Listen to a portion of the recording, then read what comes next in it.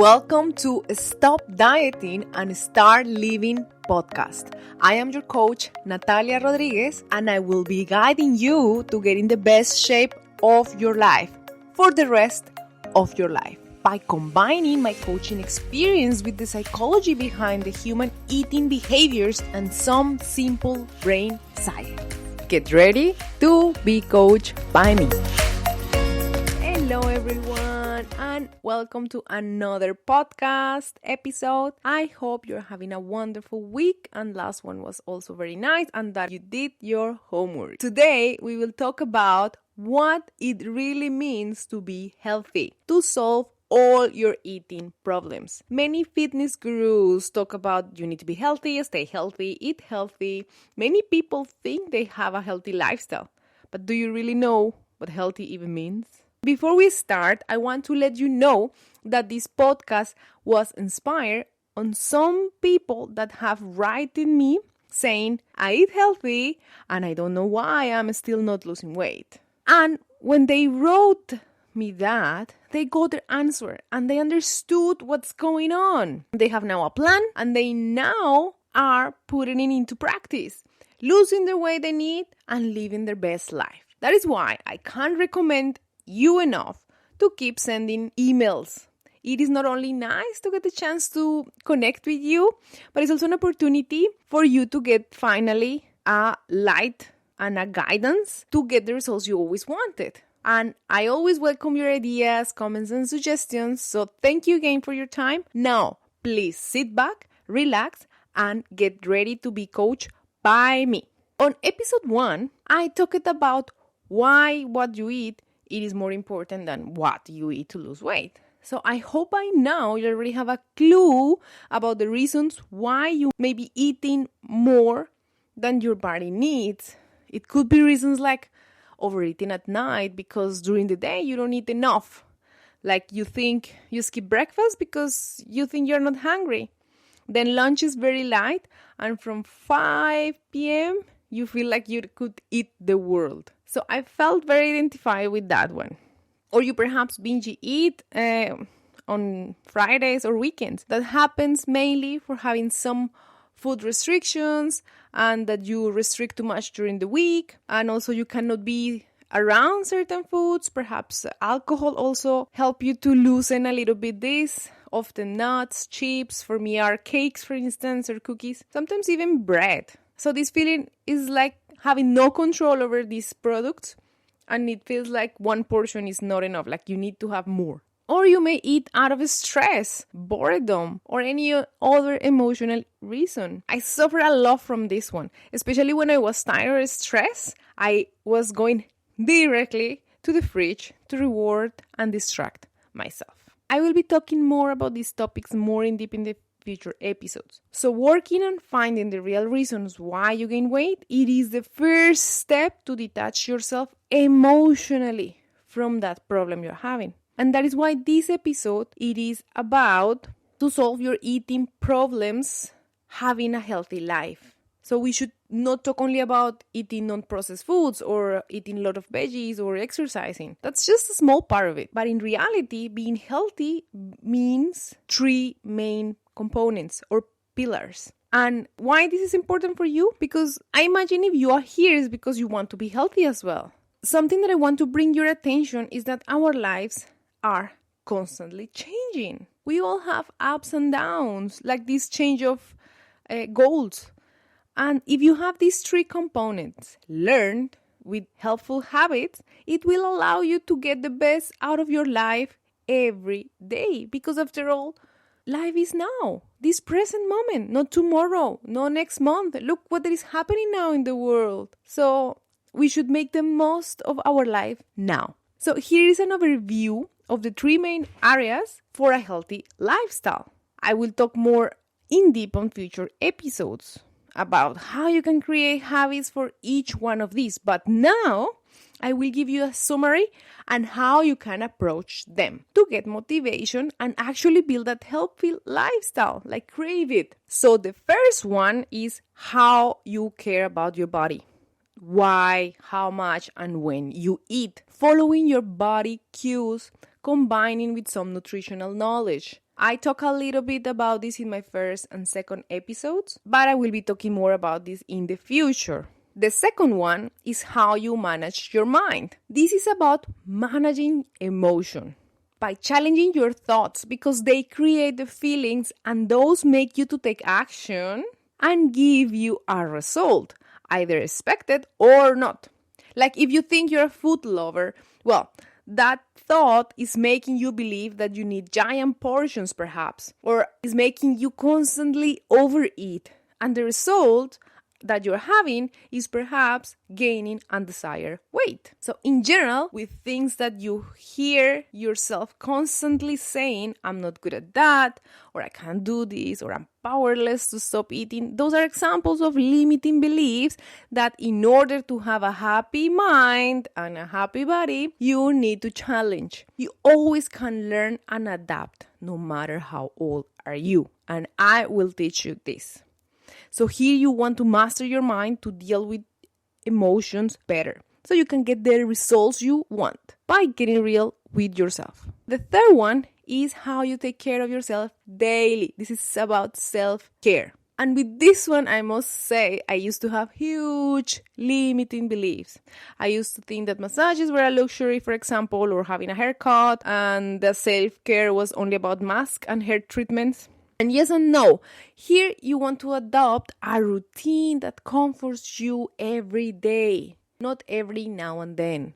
Like things that you can do in good and bad days. Creating a habit that gives you pleasure and truly recharge you, not give you more problems. For example, if you have a stressful day and you picture your relaxing time like going home, ordering takeaway, watch Netflix with a beer, well, that is not such a helpful habit. First, you won't get recharged. You will feel even more tired because that food won't digest very well.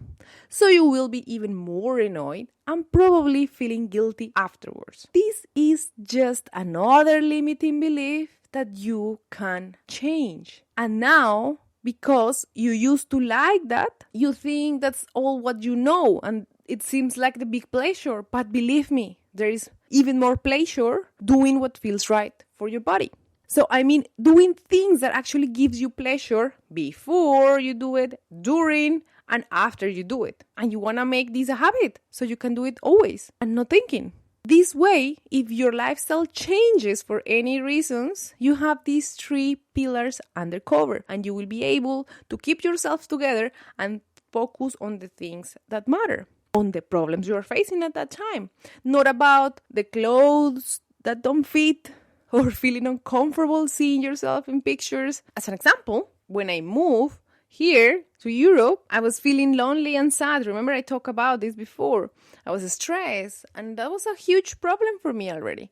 And because I didn't have figured out those pillars, I didn't know what they were, I ended up gaining weight, which was adding more problems to my problem. Like I built huge lack of confidence, more stress because I had clothes that didn't fit anymore. I didn't feel like socializing, so that made me isolate myself even more. I was drinking alone or, eating a lot of frozen pizza and things like that. I didn't feel like cooking or taking care of myself. So I ended up not feeling happy with myself. When I was looking at the mirror, I hated it. And I think I avoided for a while.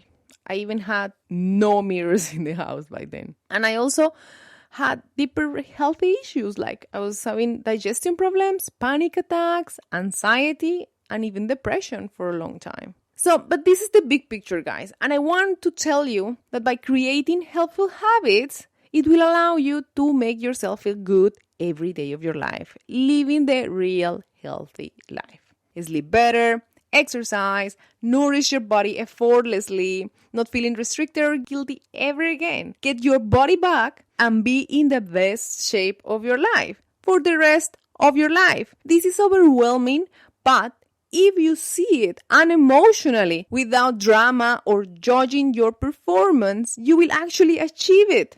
Because now you may be emotionally attached, getting yourself frustrated, and most of the times quit. Or you may be experiencing feelings of guilt, tension, laziness. And that make it hard And on top of that, you're also trying to lose weight. So it becomes a real challenge. And you narrow your focus of being healthy only to that, as I was saying before. So I've been using this also with clients, and most of them between 6 to 9 months, they manage to get it well. So my intention is to help you to rewire your brain so you can start to create this ideal healthy lifestyle from now. And how? See it as a project. Yes, this is genius, guys.